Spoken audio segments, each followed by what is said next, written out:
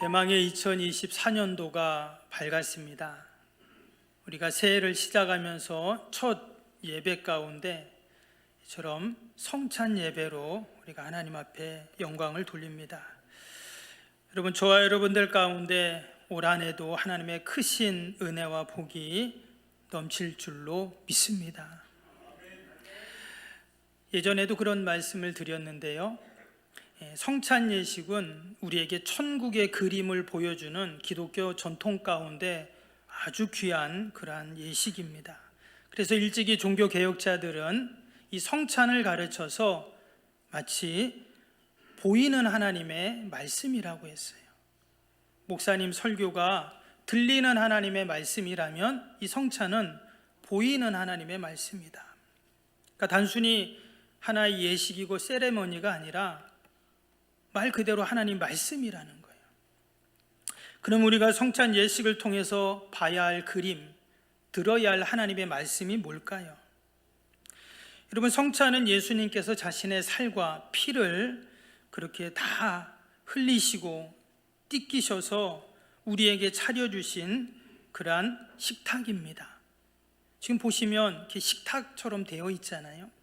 마치 엄마가 정성을 다해서 음식을 장만한 다음에 자녀들에게 얘들아 밥 먹어라 이렇게 부르는 것처럼 성찬은 우리를 주님이 차려주신 식탁으로 우리를 부르셔서 주님 안에서 우리가 한 가족이 되고 지체가 되고 한 공동체를 이루는, 그래서 서로 연합하고 하나 되는 것이 바로 이 성찬의 자리입니다. 지난번에 이 코로나가 심할 때 우리는 성찬을 안 했지만 서울에 있던 어떤 교회들은요, 성도들에게 이 개별적으로 이 떡과 잔을 나눠준 다음에 집에 가서 개인적으로 성찬을 하라고 했다고 합니다. 그때는 그런 상황이었기 때문에 그럴 수도 있죠. 그러나 엄밀히 따지면 그것은 성찬의 의미가 왜곡된 성찬입니다. 왜냐, 성찬은 함께 할 때 의미가 있어요. 마치 한 상에 온 가족이 다 둘러 앉아서 함께 식사를 하는 것처럼, 그래서 그곳에서 서로의 허물, 연약함, 부족함들이 다 용납되는 자리가 바로 이 성찬의 자리다라는 거예요. 여러분, 지금의 시대에 우리의 주위를 한번 우리가 둘러봅니다. 우리가 21세기를 살고 있는데도요, 아직도 정말 극악무도한 너무나도 끔찍한 야만적인 전쟁이 계속 세계 곳곳에서 이루어지고 있어요. 여러분, 정치를 보세요. 혐오와 또한 증오를 넘어서 이제는 테러 정치가 되었다는 이야기도 합니다. 개인과 개인도 마찬가지입니다. 여러분, TV 인기 프로 중에 나 혼자 산다라는 프로 아시죠? 아마 우리 젊은 분들은 다 아실 겁니다. 우리 어르신들도 한 번쯤은 듣고 보셨을 줄 알아요. 그 유명인들이 혼자 사는 모습을 영상에 딱 담아가지고 그것을 다큐멘터리식으로 하는 예능 프로그램입니다.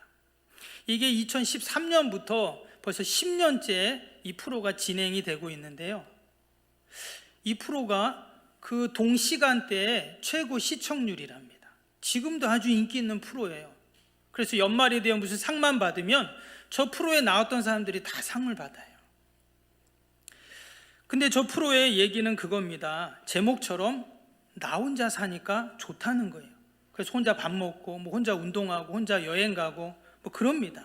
근데 지금의 시대가 여러분 그런 시대라는 거예요.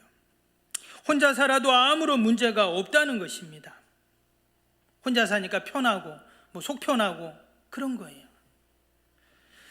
여러분, 때로는 혼자 살 수밖에 없는 상황일 때도 있습니다. 근데 일부러 그런다면 그러는 사이에 너와 나, 또 서로와 서로 간에 보이지 않는 장벽이 쌓여가게 돼요. 여러분, 그 교회도 마찬가지입니다. 그냥 나 혼자 와서 나 혼자 예배하고 하나님 만나고 나는 갈 거야. 당연히 하나님은 나 혼자 만나야 됩니다. 목사님이 아니면 누가 나를 하나님 만나게 해주는 게 아니에요. 내가 하나님 만나고 가는 것이 맞습니다. 그러나 나 홀로의 신앙이 될 때 결국 시간이 가면 갈수록 보이지 않는 장벽이 쌓여갑니다. 아무도 그 장벽을 허물 수가 없고 또 허물기를 원치도 않습니다. 여러분 때문에 세상은 어떤 세상입니까? 시간이 가면 갈수록 고독한 세상, 고립되고 분리되는 세상이 됩니다. 그래서 세상에는 울지 않는 사람이 없어요. 속으로 울든 소리내어 울든 모든 사람은 지금 울고 있습니다. 그 울음 속에는 단절과 소외와 아픔이 담겨 있는 것이죠. 근데 여러분, 이런 아픔과 이런 단절을 하나 되고 연합하게 하는 분이 계십니다. 누굴까요? 바로 예수님이세요. 특별히 이 성찬상을 통해서 주님의 살과 피로 차리신 이 주의 성탄의 식탁에서 우리는 위로를 경험하고 또 세상에서 찾아볼 수 없는 기쁨을 우리가 누리게 되고 또 하나됨과 연합의 은혜를 여러분 우리가 경험하게 되는 줄로 믿습니다. 그런 의미에서 우리가 매주 우리가 주님 앞에 나와 함께 예배 드릴 때 여러분, 말씀은 영적인 주님의 살입니다. 그리고 주님의 피, 십자가 보혈은 영적인 음료예요. 우리는 매 주일마다 주님의 살과 그 음료를 먹고 마시는 겁니다. 마치 우리가 밥을 먹고 물을 마셔야 사는 것처럼 우리는 이 예배를 통해서 그 영적인 양식과 그 음료를 먹어야만 우리가 살아갈 수 있다라는 것입니다. 우리가 조금 전에 함께 성찬에 참여했습니다. 이 성찬을 통해서 우리는 영적인 양식을 지금 공급받은 것입니다. 그리고 한 상에서 우리 석병교회 모든 성도들이 다 함께 식사를 한 거예요.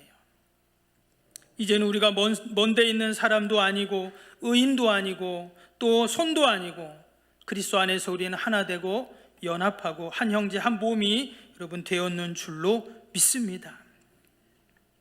우리가 한 몸이라는 것은 어때요? 우리가 서로를 용납하고 이해하고 좀 부족함이 있고 허물이 있어도 어때요? 함께 품고 가야 되는 거예요. 여러분, 내 몸이 있는데 내 팔이 조금 안 좋아요. 다른 데는 다 멀쩡해. 그러면 야, 팔로 귀찮으니까 너 혼자 집에 있어, 나 나갔다 올게 하고 여러분 팔을 띄워놓고 나갔다 오는 사람이 세상에 어디 있습니까? 한쪽 눈이 잘 안 보이면 다른 한쪽 눈이 더 밝아져가지고 잘 보인다고 해요. 한쪽 귀가 잘 안 들리면 다른 쪽 귀가 더 발달을 해서 잘 듣는다고 합니다. 왜? 하나님이 그렇게 만드신 거예요. 우리가 이 시간 신년 감사 예배로 드리면서 한 해를 출발하면서 우리가 함께 성찬에 참여했습니다. 우리가 다 석병교회라는 한 가족이고 한 지체이고 여러분 한 몸이 되었는 줄로 믿습니다. 여러분, 세상은 내가 못나거나 내가 부족하면 나를 차별하고 무시하고 나를 아프게 합니다. 그러나 여러분, 많이 가지면 어때요? 똑똑하면, 돈이 많거나 학벌이나 배경이나 여러분 이런 게 좋으면 어떨까요? 그럼 별거 없는데도 막 사람들이 따라다니고 인정을 해줍니다. 근데 가족끼리는 어떨까요? 가족끼리는 조금 못난 것이 있어도 못난 것이 아니고 잘난 것이 있어도 잘난 것이 아니죠. 왜? 가족끼리는 조금 서운하고 부족하고 못난 것이 있어도 가족 안에서는 아무런 문제가 되지 않습니다. 도리어 좀 부족하고 연약하면 더 그 가족을 챙겨주고 돌봐주는 것이 여러분 가족이고 사랑이잖아요. 우리가 이 성찬 예배를 통해 하나님이 베푸시는 그러한 은혜를 우리가 경험하면서 우리가 천국을 바라보는 저와 여러분이 되기를 축복합니다. 그리고 더 나아가서 하늘에서 하나님의 뜻이 이루어진 것처럼 우리의 삶의 현장에도 늘 하나님의 그 뜻이 이루어지는 올 한해 2024년이 되기를 주님의 이름으로 축복합니다. 그렇다면 어떻게 하면 하늘에서 이루어지신 그 하나님의 뜻이 여러분 이 땅에서도 이루어질 수 있을까요? 우리가 꼭 기억해야 할 것이 한 가지가 있습니다. 그것은 바로 제가 작년에도 매 주일 예배 때마다 그렇게 설교했던 말씀인데요, 하나님이 누구신가를 아는 거예요. 하나님이 누구신가? 그 말은 다른 말로 하면 하나님의 뜻이 뭔가, 하나님이 나를 향하신 계획이 뭔가를 아는 것이죠. 그러나 하나님께서 우리 인간에게 주신 선물 중에 기억이라는 장치가 있습니다. 동물들도 살아가는데 생존을 위한 최소한의 기억을 합니다. 그래서 그 기억을 떠올려서 살아가게 되죠. 근데 인간의 기억과 여러분 동물의 기억은 차원이 다릅니다. 그래서 뇌과학자들은 인간의 모든 기억은요, 뇌 활동을 통해서 이루어진다라고 말을 합니다. 예를 들면 우리 어르신들은 점점 연세가 들면 어때요? 활동이 줄죠. 젊었을 때는 막 여기저기 막 돌아다니다가도 연세 들면 어때요? 그게 힘들잖아요. 활동이 줍니다. 즉 뇌 활동도 점점점 줄어가는 거예요. 근데 활동이 계속 줄면 어때요? 기억도 점점점 사라지는 겁니다. 그리고 마지막에 기억이 딱 멈추는 순간이 죽는 순간이에요. 이것을 의학적으로 과학적으로 그렇게 증명을 해 나갑니다. 근데 여러분, 영적인 기억도 마찬가지라는 거예요. 하나님이 백성들에게 하나님에 대한 기억을 주셨는데 그 기억이 점점점 희미해지고 또 그 기억이 사라질 때 결국 우리는 영적으로 죽는 것입니다. 근데 이것은 나이와 상관이 없어요. 육적인 기억은 나이가 점점 먹으면서 사라지지만 이 영적인 기억은 나이와 상관이 없어요.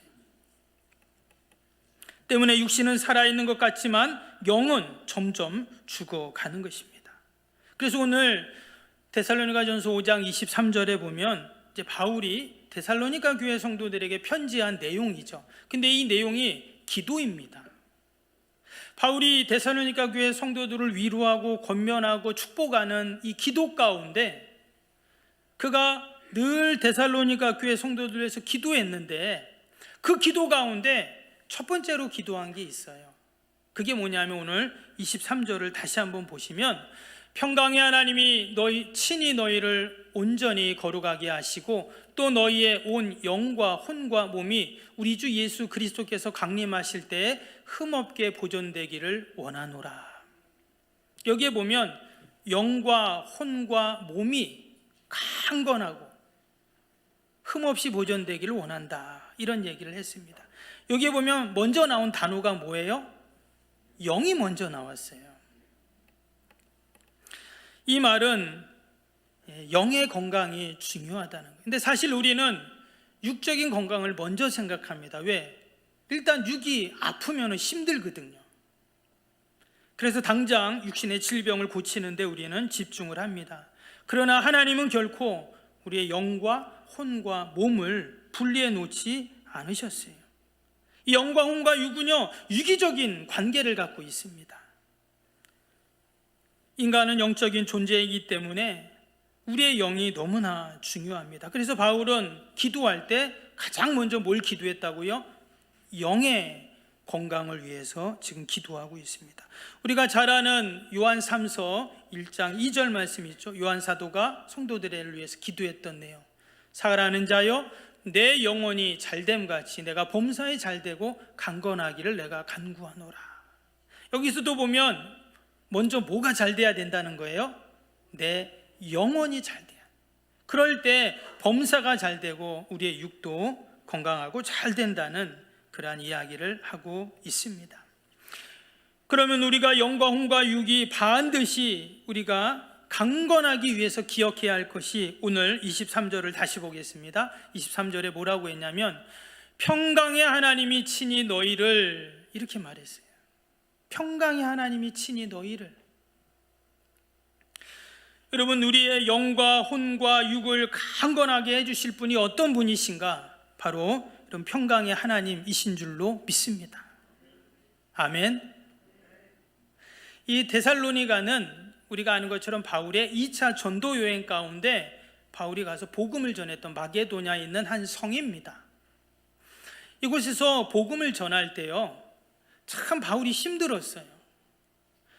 늘 바울이 복음을 전하는 데는 힘들고 어려웠지만 특별히 데살로니가에서는 정통 유대인들이 바울이 전하는 복음을 들으면서 어디서 이상한 풍속을 전한다 이러면서 막 소동을 피우고 난동을 피웠어요. 바울이 생명의 위협을 느끼고 거기서 도망을 칩니다. 복음 전하는데 순교하든지 해야지 왜 도망치냐. 근데 여러분, 때로는 성령님이 우리를 도망치게도 하세요. 스데반 같은 경우는 순교도 하지만 때로는 하나님께서 도망도 가게 하시는 거예요. 근데 베레아에 갔더니 베레아에서 또 준비된 영혼들, 만날 영혼들, 복음을 들어야 할 영혼들이 있었어요. 그래서 거기서 복음을 잘 전합니다. 근데 누가 또 소문을 냈는지 고발을 했는지 그 데살로니가에 있던 그 유대인들이 베레아까지 쫓아왔어요. 그리고 또 거기서 소동을 일으킵니다. 그래서 바울이 거기서 아테네로 또다시 도망을 가게 되는 거죠. 근데 그런 과정 가운데 이 바울이 참 한 마음속에 늘 생각나는 게 뭐냐. 그때 내가 데살로니가에서 그때 한 2-3주 정도밖에 복음을 전하지 못했거든요. 데살로니가에서, 그것도 회당에서 안식일 때. 근데 거기서 예수님을 믿은 사람들이 있었어요. 과연 그들이 지금 어떻게 살고 있을까? 그 유대인들이 가만두지 않을 텐데 늘 마음이 심란한 거예요. 그런데 고린도라는 지역에 있을 때 실라와 디모데를 보냅니다. 니네들 저기 그때 복음 전하다 우리 도망간 데살로니가에 가봐. 그때 복음 듣고 예수 믿었던 사람들 도대체 지금 어떻게 하고 있는지 한번 가봐. 그랬더니 실라와 디모데가 갑니다. 그리고는 거기 가서 그들을 만나고 상황을 듣고는 다시 고린도에 있는 바울에게 와서 보고를 하는 내용이에요. 근데 그 들어보니까 너무나 신앙생활, 믿음생활을 잘하고 있다는 거예요. 그래서 1장에 보면 1장 6절 7절에 이런 말씀이 나옵니다. 말씀 보시면, 또 너희는 많은 환난 가운데서 성령의 기쁨으로 말씀을 받아 우리와 주를 본받는 자가 되었으니 그러므로 너희가 마게도냐와 아가야에 있는 모든 믿는 자의 본이 되었느니라. 지금 핍박과 환난 가운데 바울은 도망쳐 왔다고 했잖아요. 그런데 거기서 예수 믿은 사람들이 그런 상황 속에서도 그들이 여전히 교회를 지키고 복음을 지키고 사명의 자리를 지켜가면서 다른 지역에 본이 되는 그런 교회 성도가 되었다는 거예요. 그래서 바울이 그 이야기를 듣고 2절에 보니까 1장 2절에 그가 편지를 쓰면서 이렇게 시작을 해요. 우리가 너희 모두로 말미암아 항상 하나님께 감사하며 기도할 때 너희를 기억한다. 데살로니가 교회 성도들을 생각할 때 너무나 감사하고 또한 그들을 기도할 때마다 너무나 미안하고 죄송한 마음으로 그렇게 하나님 앞에 나아간다는 거예요.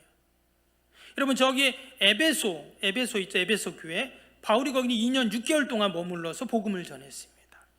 고린도 교회는 1년 6개월을 머물면서 복음을 전했어요. 그리고 1차, 2차, 3차, 4차까지 전도여행을 다니면서 이곳저곳 2번, 3번 다니면서 계속 복음을 전했어요.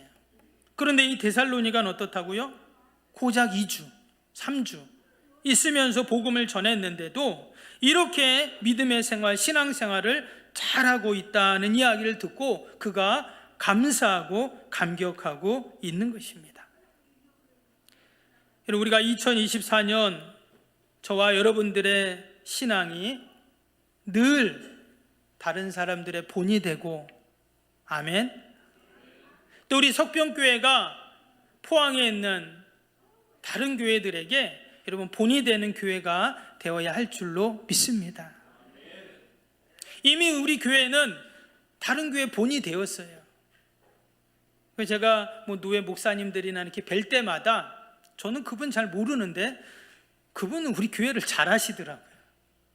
그러면서 저희 석병교회를 늘 칭찬하시고 좋은 교회라고 그렇게 말씀을 해 주시더라고요. 여러분, 올 한해 저희 교회가 데살로니가 교회처럼 더욱더 본이 되고 또 다른 사람에게 기쁨이 되는, 하나님께 영광을 돌리는, 믿음으로 견고히 서는 교회가 되어야 할 줄로 믿습니다. 그러기 위해서 우리가 꼭 기억해야 할 그 하나님은 어떤 하나님일까요? 평강의 하나님이세요.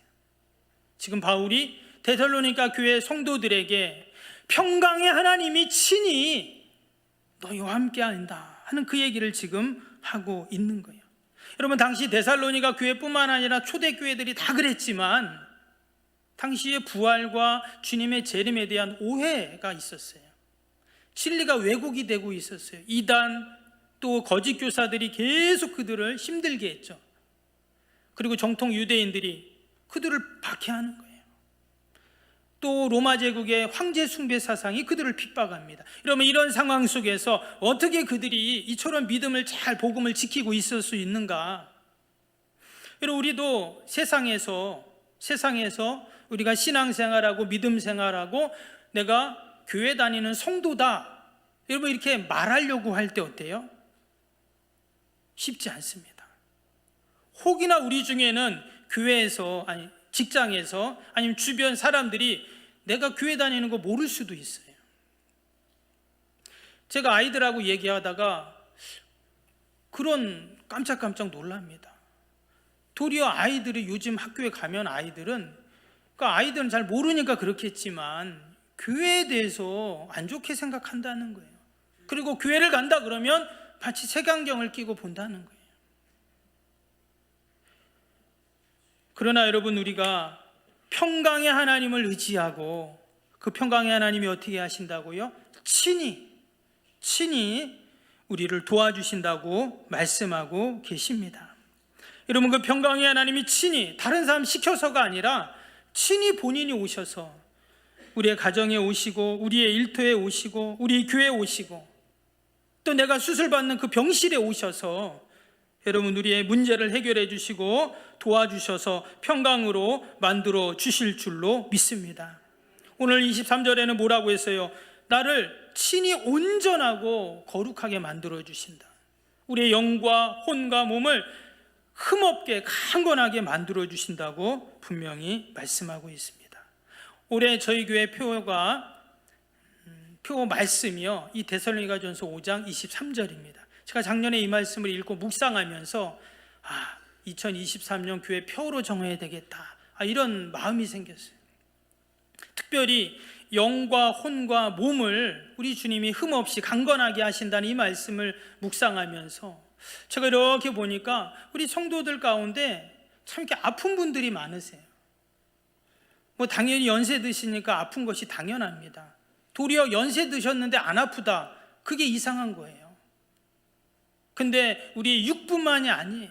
우리의 마음도, 또 우리의 영도, 또 연약하고 아프신 우리 성도님들을 보면서 올해 하나님께서 우리가 이 말씀 붙잡고 함께 기도하고 나아갈 때 말씀처럼 우리의 영과 혼과 몸을 우리 주님 강림하실 때까지 흠없이 강건하게 온전하게 그렇게 우리를 만들어 주실 줄로 믿습니다. 그러한 믿음으로 우리가 올 한해 늘 승리하는 여러분, 저와 여러분이 되시기를 주님의 이름으로 축복합니다.